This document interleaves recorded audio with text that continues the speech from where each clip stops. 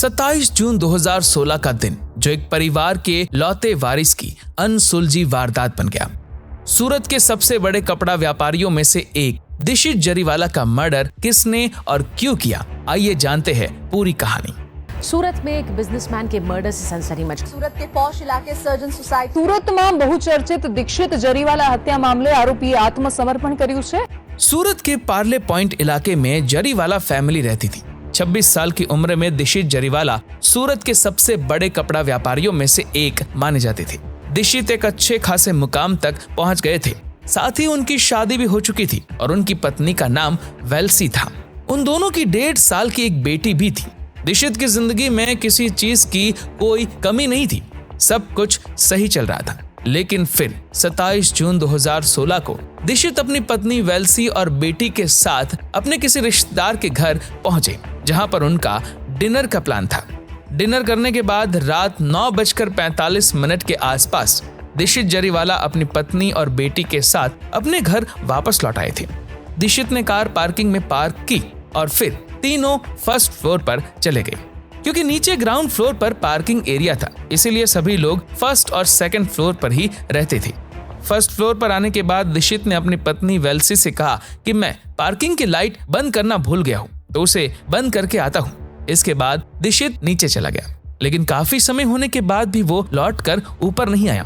Wellesley ने उन्हें आवाज लगाई तो दिशित ने कहा कि मैं अभी आ रहा हूँ, लेकिन 10 मिनट बीत जाने के बाद भी दिशित वापस नहीं आया। इसके बाद वेल्सी अपने बेटी को सुलाती है और खुद भी नीचे जाने का फैसला करती है।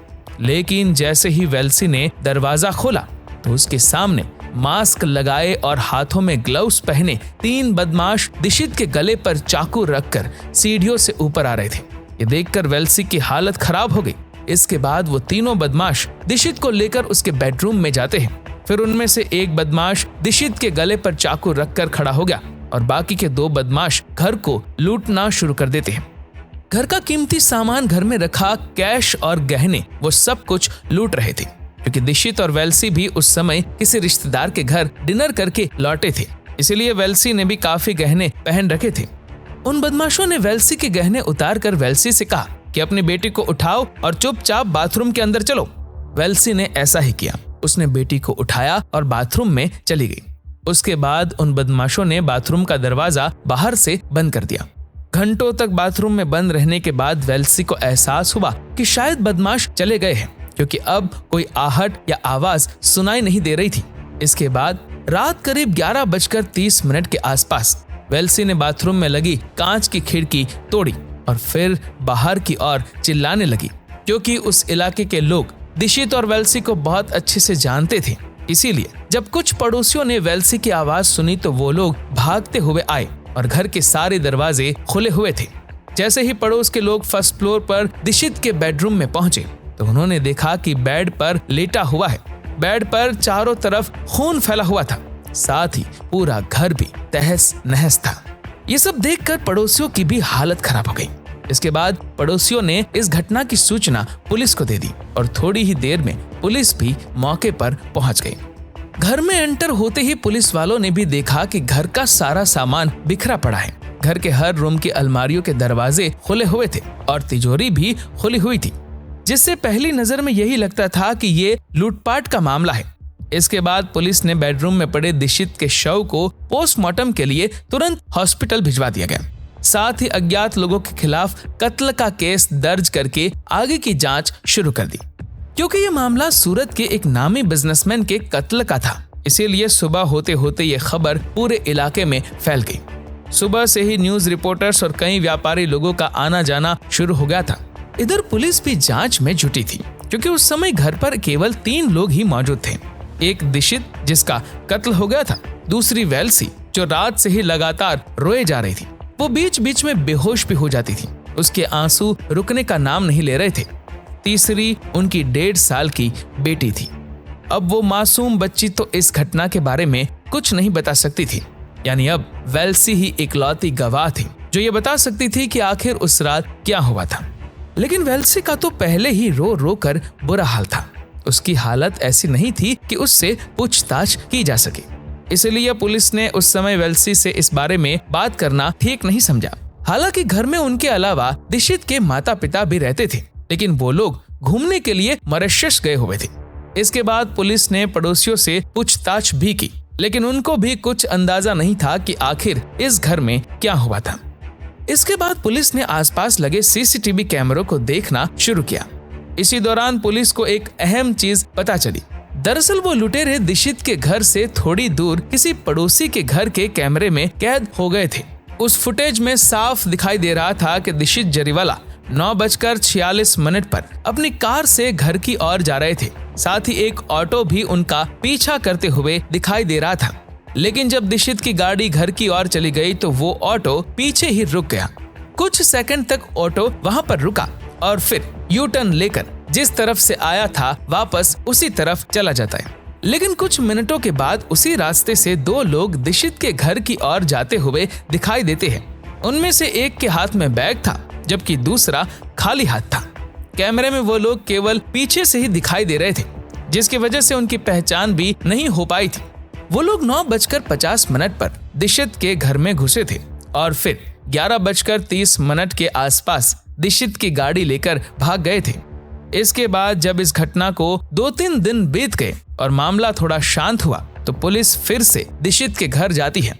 क्योंकि अब वेल्सी की हालत भी थोड़ी ठीक हो गई थी, इसलिए पुलिस ने वेल्सी से इस वारदात के बारे में पूछताछ करनी शुरू की। वेल्सी ने भी पुलिस को वही कहानी सुनाई जो मैंने आपको शुरू में बताई थी कि वो रिश्तेदार के यहाँ से डिनर करके अपने घर पहुंचे थे और जब दिशित नीचे पार्किंग की लाइट बंद करने गए तो अचानक 3 बदमाश उनके गले पर चाकू रखकर घर में घुस गए। उन्होंने घर में लूटपाट की, साथ ही वेल्सी और उसकी बेटी को भी बाथरूम में बंद कर दिया। वेल्सी का कहना था कि इसके बाद क्या हुआ था उसे नहीं पता, क्योंकि उसे बाथरूम में बंद कर दिया गया था। लेकिन रिश्तेदारों और पड़ोसियों से पूछताछ के दौरान पुलिस को कई अजीब बातें पता चलती है। पहले ये कि जिस रात दिशित का मर्डर हुआ था उस रात सूरत में उनका कोई भी रिश्तेदार मौजूद नहीं था। और सबसे बड़ी बात ये कि उस दिन दिशित के माता पिता भी विदेश गए हुए थे। ऐसे में सवाल उठता है कि क्या उन लुटेरों को पहले से ही पता था कि आज दिशित का अपना कोई भी शहर में मौजूद नहीं है, या फिर ये एक इत्तेफाक था। खैर, पुलिस ने सबसे पहले उन लोगों को अपने रडार पर लिया जिन लोगों के घर पर दिशित जरीवाला पत्नी वेल्सी को लेकर डिनर करने के लिए गए थे। हो सकता था इस वारदात में उनका ही हाथ हो, क्योंकि दिशित के घर से सारे गहने और लगभग 55,000 रुपए चोरी हुए थे। इसीलिए उन लोगों से भी पूछताछ की गई, लेकिन पूछताछ में ऐसा कुछ भी नहीं मिलता और ना ही उन लोगों का किसी लुटेरे या बदमाश से कोई संबंध पाया गया था। लेकिन फिर भी न जाने क्यों पुलिस को लग रहा था कि इस कत्ल में जरूर घर के ही किसी व्यक्ति का हाथ है, क्योंकि इतना परफेक्ट टाइम कोई बाहरी व्यक्ति नहीं जान सकता था। दिशित और वेल्सी की 3 साल पहले ही शादी हुई थी। एक ही रात में उसकी पूरी जिंदगी तबाह हो गई। दूसरी तरफ पुलिस के ऊपर भी बहुत ज्यादा प्रेशर था, क्योंकि दिशित के रिश्तेदार भी कोई आम लोग नहीं थे। उनकी बड़े बड़े लोगों से जान पहचान थी। वो लोग भी पुलिस के ऊपर प्रेशर बना रहे थे। मीडिया में भी यह मामला छाया हुआ था। वहीं पुलिस ने दिशित के घर के नौकरों से लेकर ड्राइवर तक, दिशित की फैक्ट्री में काम करने वाले लोगों से लेकर उसके दोस्तों तक हर किसी से पूछताछ की, लेकिन उनमें पुलिस को ऐसा कोई भी नहीं मिला जिससे दिशित की कोई दुश्मनी हो, क्योंकि घर में एंट्री करने वाला गेट और घर के अंदर सभी दरवाजे बिल्कुल सुरक्षित थे। यानी कोई भी दरवाजा न तो टूटा हुआ था और ना ही घर में जबरदस्ती किसी के एंट्री करने के कोई सबूत थे। यानी जो लोग अंदर आए थे उसकी किसी घरवाले या दिशित के जानने वाले ने उनकी मदद जरूर की थी, क्योंकि अगर किसी के दिशित से दुश्मनी होती तो वो लोग उसकी गर्दन पर चाकू रखकर उसे ऊपर घर में नहीं ले जाते, बल्कि वो लोग तो उसे वहीं पार्किंग में ही कत्ल करके भाग जाते। और अगर वो बदमाश लूटपाट करने के इरादे से आए होते तो उन्हें इस बात का डर जरूर होता कि घर में दिशित के अलावा और लोग भी मौजूद हो सकते हैं। लेकिन ऐसा नहीं था। उन्हें अच्छे से पता था कि उस समय घर में कौन कौन है। इन सब बातों को देखकर पुलिस को भी लगने लगा था कि ये काम किसी घर वाले ने ही किया है और मर्डर करने के बाद उसे लूटपाट का रूप दे दिया था। अगर वो लोग लूटपाट करने के लिए ही आए थे तो फिर उन्होंने दिशित का कत्ल क्यों किया? और अगर कत्ल करना ही उनका प्लान था तो वेल्सी और उनकी बच्ची को क्यों छोड़ दिया, जबकि उन्हें पता था कि वेल्सी उनके खिलाफ गवाही भी दे सकती है। और सबसे बड़ी बात ये कि उन बदमाशों ने घर से सारे गहने और कैश लूट लिया था। लेकिन डॉक्टर्स के अनुसार जब उन्होंने हॉस्पिटल में दिशित के शव को देखा था तो उस समय उसके गले में सोने की चेन, हाथ में सोने का कड़ा, अंगूठी और महंगी घड़ी पहन रखी थी, जबकि जेब से मिले पर्स में भी कई एटीएम कार्ड्स थे। अगर वो लोग लूटपाट के इरादे से आए थे तो फिर वो लोग इन चीजों को लूट कर क्यों नहीं ले गए। इधर वेल्सी का भी रो रो कर बुरा हाल हो चुका था। पड़ोसियों को भी उस पर दया आने लगी थी, क्योंकि इतनी सी उम्र में ही उस बेचारी का घर उजड़ गया था। इसके बाद पुलिस ने एक बार फिर वेल्सी के दिए गए बयान के आधार पर दोबारा से जांच शुरू की। वेल्सी ने अपने बयान में कहा था कि दिशित पार्किंग एरिया की लाइट बंद करने के लिए फर्स्ट फ्लोर से नीचे ग्राउंड फ्लोर पर गए थे, लेकिन जब पुलिस ने इसे वेरीफाई किया तो पता चला कि पार्किंग एरिया की एक स्विच फर्स्ट फ्लोर पर भी है, यानी पार्किंग एरिया की लाइट को फर्स्ट फ्लोर से भी ऑन ऑफ किया जा सकता था। तो फिर लाइट बंद करने के लिए दिशित को नीचे जाने की क्या जरूरत थी? वो फर्स्ट फ्लोर से ही लाइट बंद कर सकते थे। कहीं ऐसा तो नहीं था कि वेल्सी झूठ बोल रही हो। इसी बीच पुलिस की नजर एक और चीज पर पड़ी। वेल्सी के अनुसार उस समय घर पर 3 बदमाश आए थे, लेकिन सीसीटीवी फुटेज में केवल 2 ही बदमाश दिखाई दे रहे थे, यानी यहाँ पर भी वेल्सी ने पुलिस को झूठ बोला था। वेल्सी का कहना था कि बदमाश दिशित को नीचे से मारते पीटते हुए उसके साथ हाथापाई करते हुए उसे ऊपर लेकर आए थे और फिर उन्होंने उसके गले पर चाकू रख दिया था।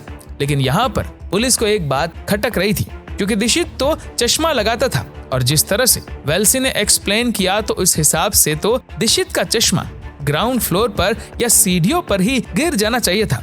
लेकिन जब पुलिस घटनास्थल पर पहुंची थी और उन्होंने दिशित के शव को देखा था तो उस समय दिशित ने चश्मा पहना हुआ था और वो चश्मा बिल्कुल ठीक था।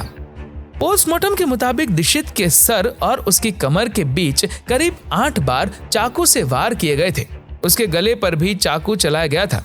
लेकिन सवाल फिर भी यही है कि अगर दिशित से किसी की इतनी गहरी दुश्मनी थी तो फिर उन बदमाशों ने उसकी पत्नी को क्यों छोड़ दिया था? और ये भी एक सबूत था कि वह बदमाश घर में आसानी से घुसे थे, ना कि जोर जबरदस्ती।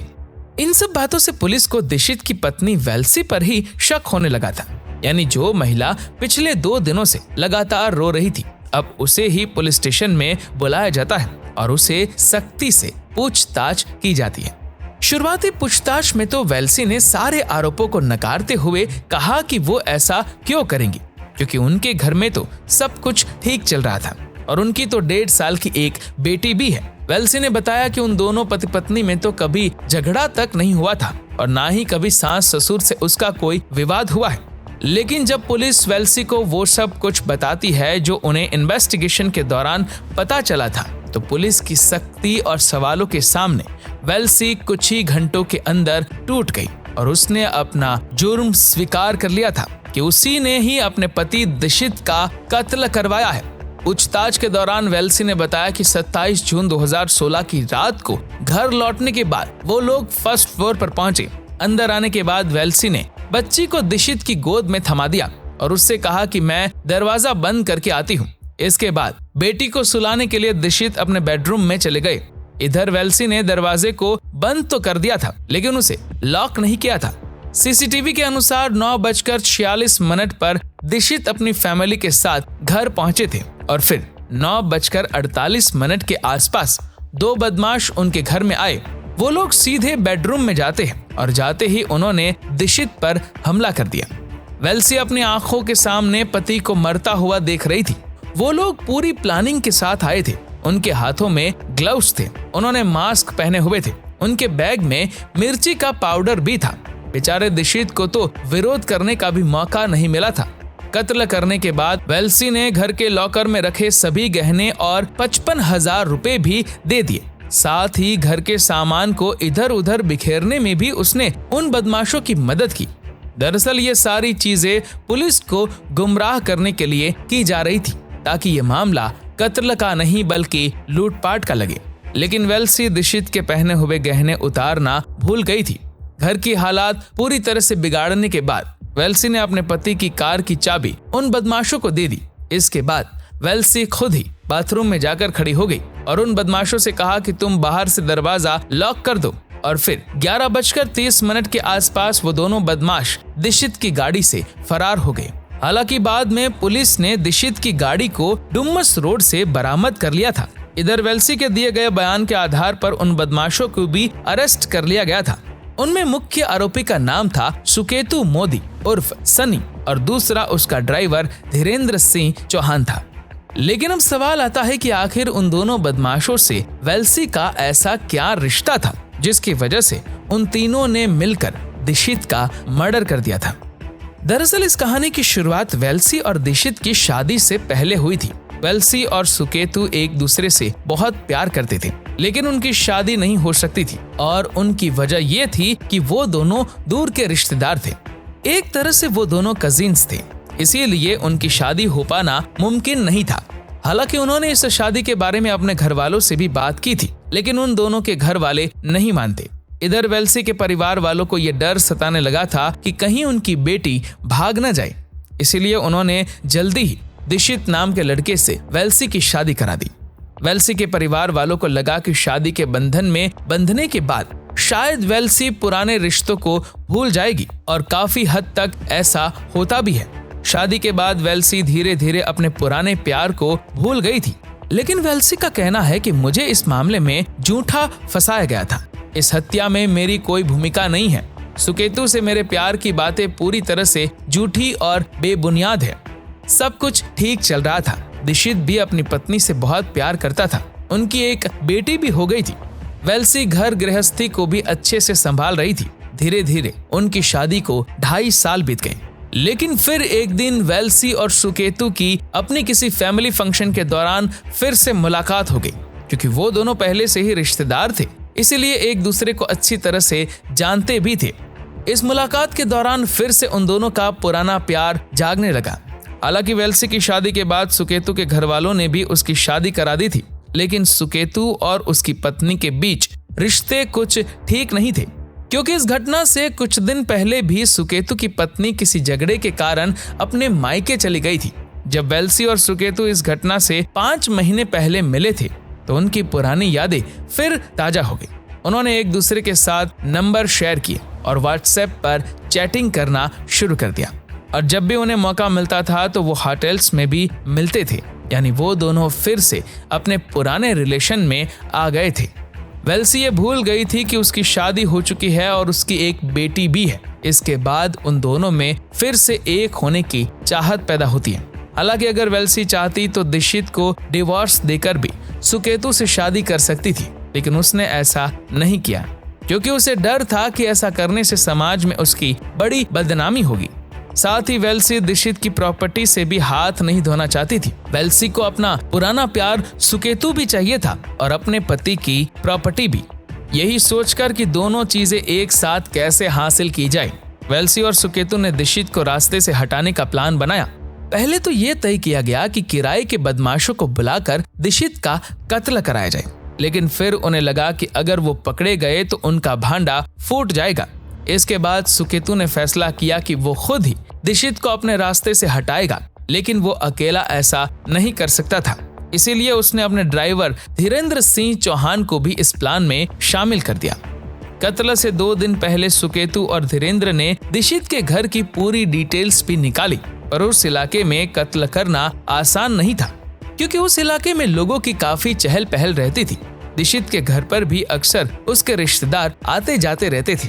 लेकिन फिर 24 जून 2016 को दिशित के परिवार वाले मॉरिशस घूमने चले गए। इसके बाद 27 जून को इत्तेफाक से दिशित के रिश्तेदार भी शहर से बाहर चले गए और फिर उसी दिन दिशित के कत्ल का प्लान बनाया गया। उस दिन वेल्सी पल पल की खबर सुकेतु को दे रही थी। फिर 27 जून की रात को दिशित को बड़ी ही बेरहमी से मौत के घाट उतार दिया गया। लेकिन दिशित को या उसके परिवार को शादी से पहले या बाद में कभी ये पता ही नहीं चला था कि वेल्सी का पहले भी कोई प्रेम संबंध था, और कहीं ना कहीं इसमें वेल्सी के परिवार वालों की भी गलती थी, क्योंकि उन्होंने दिशित और उसके परिवार से वेल्सी और सुकेतु के अफेयर वाली बात छिपाई थी। इसके बाद पुलिस ने सभी सबूतों के साथ और भी कई चीजें इकट्ठा की, जैसे दिशित के घर के पास वाले उस होटल का सीसीटीवी फुटेज, जिस होटल में सुकेतु और वेल्सी मिलते थे, उन दोनों की व्हाट्सएप चैटिंग, कॉल डिटेल्स, वारदात के दिन सुकेतु और धीरेन्द्र द्वारा पहने हुए कपड़े, ग्लव्स और मास्क जैसी कई चीजें इकट्ठा की गई। इसके बाद पुलिस ने वेल्सी, सुकेतु और धीरेन्द्र के खिलाफ चार्जशीट तैयार की। फिर सेशन कोर्ट में मुकदमा शुरू हुआ। पुलिस ने इस केस में 100 से भी ज्यादा गवाह इकट्ठे किए थे। सेक्शन 164 के तहत उनके बयान भी दर्ज किए गए थे, लेकिन बाद में उनमें से ज्यादातर गवाहों ने कोर्ट में जाते ही अपना बयान बदल लिया था। पुलिस ने उस ऑटो वाले को भी ढूंढ निकाला था जो सुकेतु और धीरेन्द्र को अपने ऑटो से सर्जन सोसाइटी में लेकर आया था, लेकिन ये ऑटो वाला भी कोर्ट में अपने बयान से मुकर गया था। अब केवल पुलिस और पोस्टमार्टम करने वाले डॉक्टर ही अपने बयान पर कायम थे। इसके बाद जिस बाइकर्स हब से सुकेतु ने वो मास्क और ग्लव्स खरीदे थे, उस बाइकर्स हब की ऑनर अपने बयान से नहीं मुकरी थी। क्योंकि सुकेतु बाइक राइडर था, इसीलिए बचाव पक्ष ने कोर्ट में ये दलील पेश की कि सुकेतु ने बाइक चलाने का शौकीन होने के कारण ही मास्क और ग्लव्स खरीदे होंगे, और कोर्ट में कभी ये साबित नहीं हो पाया कि वो चीजें सुकेतु ने कत्ल के लिए खरीदी थी या उसने अपने पर्सनल यूज के लिए खरीदी थी। और अब पुलिस के पास कोई भी चश्मदीद गवाह या डायरेक्ट एविडेंस नहीं थे। पुलिस कोर्ट में ये भी साबित करने में असमर्थ रही, जिससे सुकेतु, वेल्सी और धीरेन्द्र को 2019 में कोर्ट ने रिहा कर दिया।